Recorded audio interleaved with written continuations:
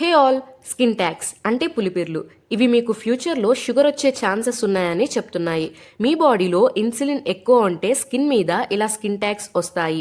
ఈ స్టేజ్లో మీరు బ్లడ్ టెస్ట్ చేయిస్తే మీకు నార్మల్గానే ఉండొచ్చు, కానీ ఆల్రెడీ మీ బాడీలో ఇన్సులిన్ హైగా ఉందని అర్థం.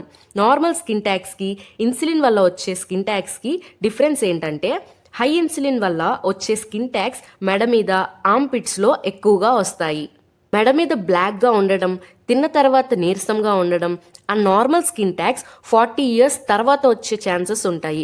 కానీ ఇన్సులిన్ ఎక్కువ అవ్వడం వల్ల వచ్చే స్కిన్ ట్యాక్స్ 20 years 30 yearsలోనే స్టార్ట్ అయిపోతాయి.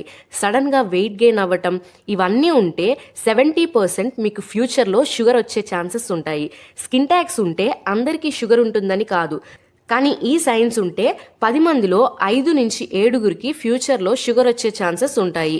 నార్మల్ స్కిన్ ట్యాక్స్ ఎందుకు వస్తాయంటే ఫ్రిక్షన్ వల్ల, ప్రెగ్నెన్సీ వల్ల, వెయిట్ గెయిన్ వల్ల, ఏజ్ వల్ల, జెనెటిక్స్ వల్ల రావచ్చు.